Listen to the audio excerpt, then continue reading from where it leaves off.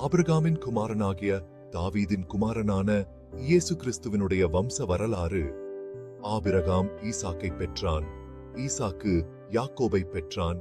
யாக்கோபு யூதாவையும் அவன் சகோதரரையும் பெற்றான். யூதா பாரேசையும் சாராவையும் தாமாரினிடத்தில் பெற்றான். பாரேஸ் எஸ்ரோமை பெற்றான்.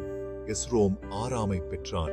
ஆராம் அம்மினதாபை பெற்றான். அம்மினதாப் நகசோனை பெற்றான். நகசோன் சல்மோனை பெற்றான்.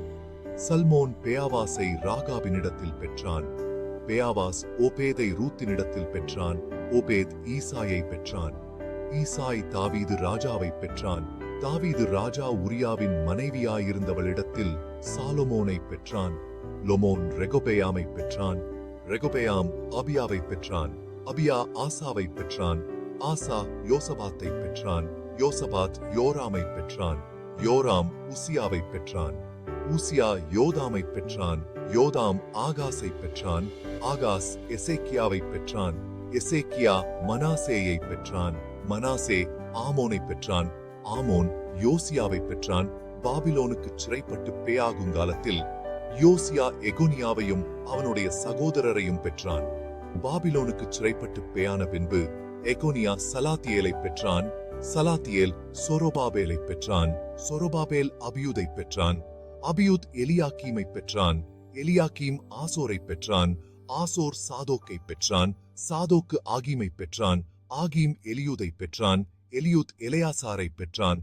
எலையாசார் மாத்தானை பெற்றான். மாத்தான் யாக்கோபை பெற்றான். யாக்கோபு மரியாளுடைய புருஷனாகிய யோசேப்பை பெற்றான். அவளிடத்தில் கிறிஸ்து எனப்படுகிற இயேசு பிறந்தார்.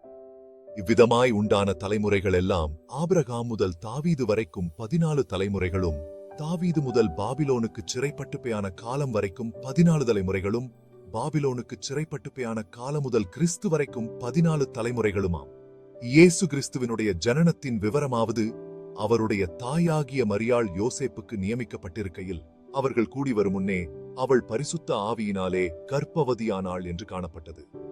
அவள் புருஷனாகிய யோசேப்பு நீதிமானாயிருந்து அவளை அவமானப்படுத்த மனதில்லாமல் இரகசியமாய் அவளை தள்ளிவிட யோசனையாயிருந்தான்.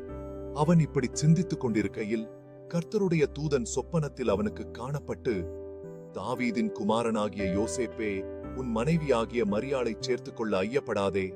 அவளிடத்தில் உற்பத்தியாயிருக்கிறது பரிசுத்த ஆவியினால் உண்டானது. அவள் ஒரு குமாரனை பெறுவாள். அவருக்கு இயேசு என்று பேரிடுவாயாக. ஏனெனில் அவர் தமது ஜனங்களின் பாவங்களை நீக்கி அவர்களை இரட்சிப்பார் என்றான். தீர்க்கதரிசியின் மூலமாய் கர்த்தராலே உரைக்கப்பட்டது நிறைவேறும்படி இதெல்லாம் நடந்தது. அவன், இதோ, ஒரு கன்னிகை கர்ப்பவதியாகி ஒரு குமாரனை பெறுவாள். அவருக்கு இம்மானுவேல் என்று பெயரிடுவார்கள் என்று சொன்னான். இம்மானுவேல் என்பதற்கு தேவன் நம்மோடு இருக்கிறார் என்று அர்த்தமாம்.